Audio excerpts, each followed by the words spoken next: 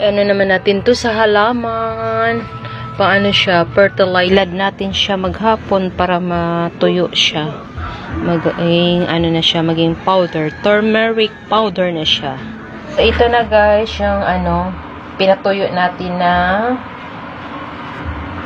turmeric ginger. Ayan. 2 araw natin siyang pinapatuyo sa araw. So, ngayon, nandito na yung empty container natin. So, ilipat na natin.